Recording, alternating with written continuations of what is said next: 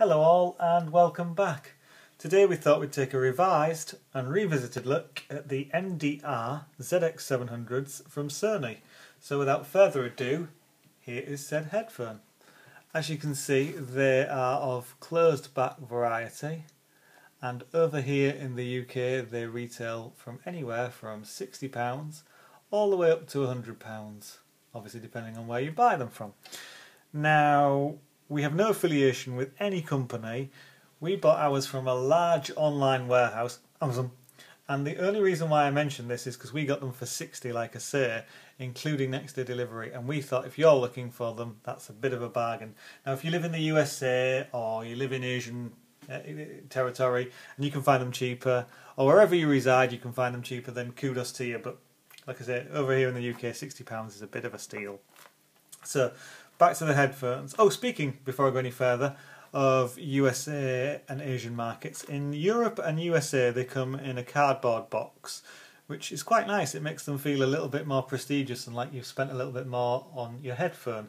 In Asian markets they come in the plastic clamshell type, the ones where you end up lacerating yourself to death just trying to get into the actual thing, or maybe that's just me. But in Asian markets they do come with an extension cable, and over here they don't. So yeah, back to the headphone.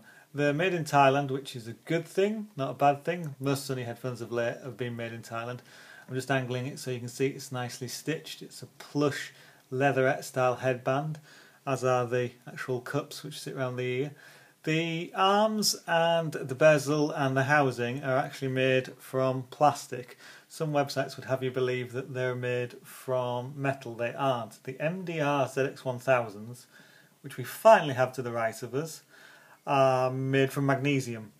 And maybe that's where confusion arose, but I can reassure you that these are made from plastic, which is quite nice. I mean, you know, it's not creaky or clunky. I have had an accident whilst wearing these. I had a boarding accident. You can probably see, oh, slight scuffs. I was gutted about that. And, you know, they were quite resilient. They held up quite well. Now, what I wanted to point out here is, also they come with a 1.2mm cable. You've all seen an OFC cable before. Pull that back. And they come with the standard jack. They don't come with a jack adapter. Obviously you can find one and buy one and use that yourself. Now on the website they seem to be marketing these more for home use or studio use, and we're not saying that they aren't suitable or capable for that. We just think that Sony are missing a bit of a trick. They're probably more suited for portable use. You might say, yeah, but they're big and clunky and over the ear. Lots of people are wearing over the ear headphones finally over here in the UK.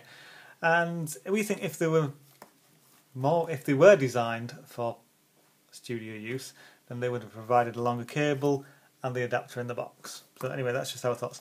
Just touch on technical specs and then I'll get to the bit which is important and wrap this review up. 1.2 meter cable. Claimed frequency response 5 to 40,000 Hz. Like I say, claimed frequency response. Impedance is 40 ohms, so really nice and easy to drive from portable devices. We've tried this on the Xperia Arc S, the Xperia S. It's not just the Sony show, we've tried it on other devices. We've tried it on the Apple iPad, the Sony Tablet S, Samsung, the FIO E11 headphone amp, of which there's a review if you want to read about that. Read about it, watch that as well. And yeah, it drives really, really easy. You can get the volumes that you want. It weighs 260 grams, so it's really nice and light and really, really good for portable use. But the most important thing you want to be here for and what you're waiting for is sound quality. Well, we honestly think there is no headphone better out there in the market for 60 quid. None. Absolutely none.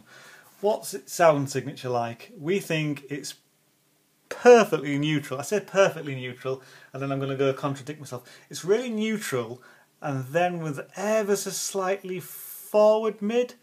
But we listen to a lot of vocal music, Tori Amos and stuff like that, and it's just peachy.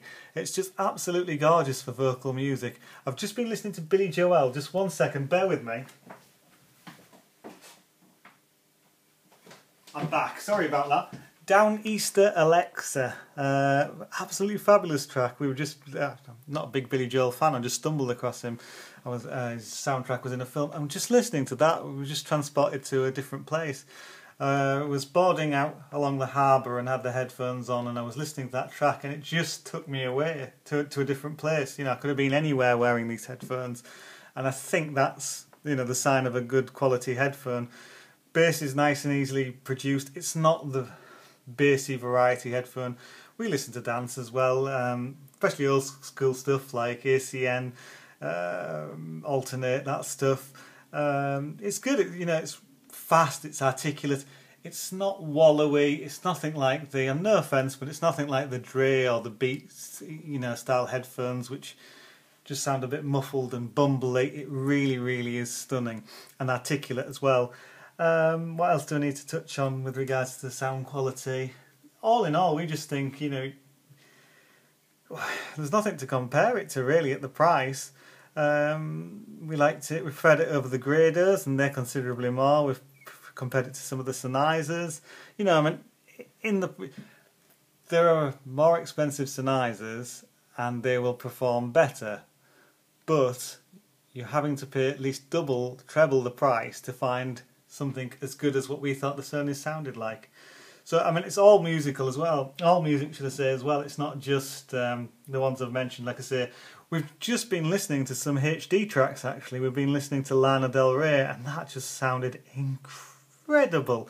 The first time that we've actually got our hands on some HD stuff, music that is. I mean, you may be thinking in the US, really? It's that, but over here in the UK, things are always a little bit slower, but we're catching up, hopefully.